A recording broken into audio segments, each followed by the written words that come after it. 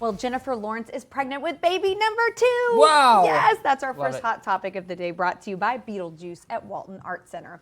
So representatives for Lawrence confirmed yesterday that she and her husband are expecting their second child. The couple welcomed their first son back in 2022, and since then, the Oscar winner she says she's been a little selective about roles. I don't know if you noticed, she's not really been in a lot. Yeah, but I have noticed. She did that movie No Hard Feelings, right? Like yes. last summer that came out, and I feel like that's the only thing. I was just saying last week to my family that I haven't seen her enough. You miss her, huh? I do. Yeah, I do too. And she kind of talked a little bit about kind of the difficulties of raising a family in Hollywood, but she credited her husband, said he was the best dad in the world. So I say congratulations. Congrats. It's so exciting. Congrats. Very exciting.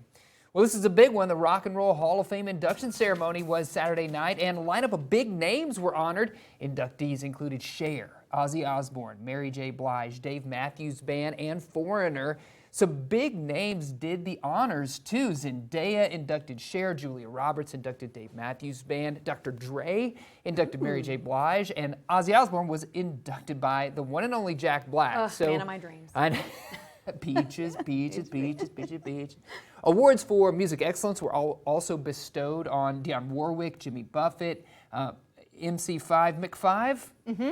Yes? Okay. And so many others. The long-winded, nearly 5.5-hour show aired over on Disney Plus and included performances by inductees as well as Kenny Chesney, Dua Lipa, and Queen Latifah. You'll be able to stream the highlights from that show on January 2nd, 2025 over on Disney Plus. But I mean, you read out those names and you're like, surely these people are already in the Rock and Roll Hall of Fame. But especially Ozzy. Ozzy, I know. Are you kidding me? Yes. And also 5.5 hours. I cannot 5.5 hours. I can't imagine. Word. Yeah, that's crazy. I've hosted my share of long events.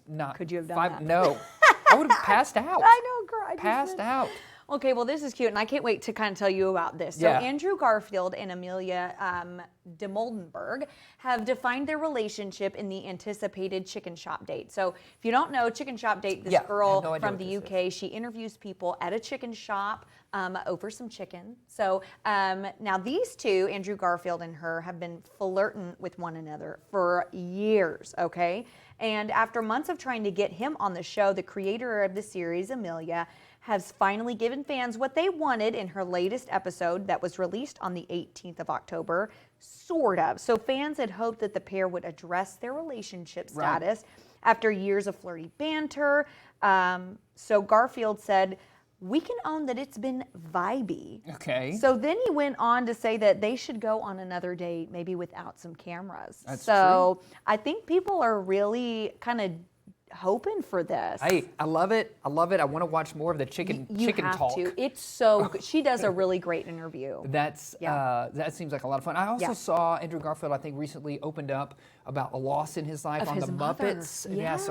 So that was really hard. I feel like he's trending right now for good reason because, man. And he's Andrew just Garfield. real. Yeah, he's real.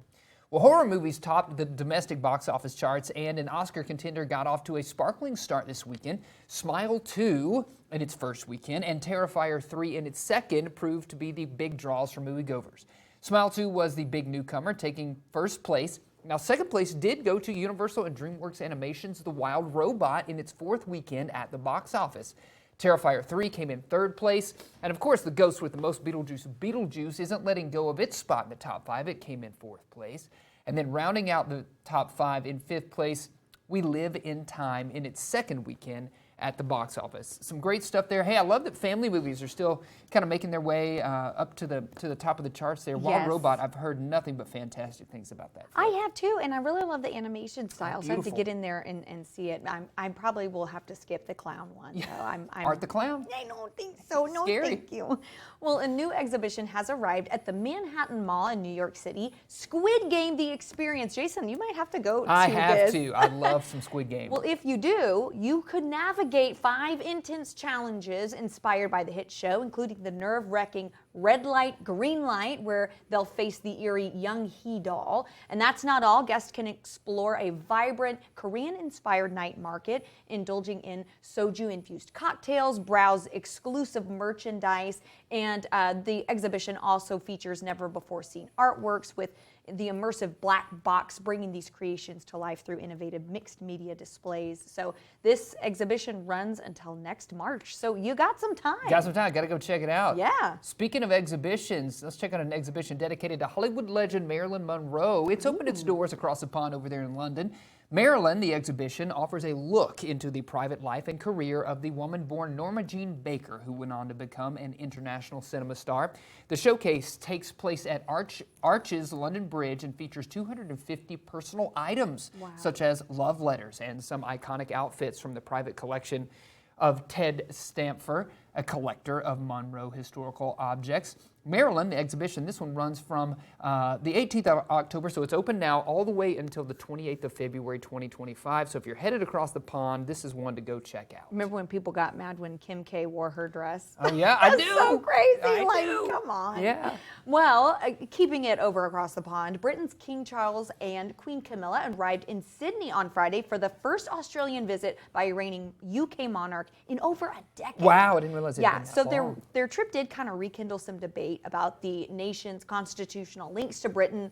Charles and Camilla were welcomed at the Sydney airport by Australia's Prime Minister, New South Wales State Premier, and the King's representative in Australia. Yeah. So they're going to be over there for a little bit. This was interesting. So Queen Elizabeth actually became the first monarch to visit 70 years ago. Wow. So, yeah, I thought that was pretty interesting. Kind of a full circle moment in a way. To have King Charles Absolutely. over there. Yes, I think it's very fascinating.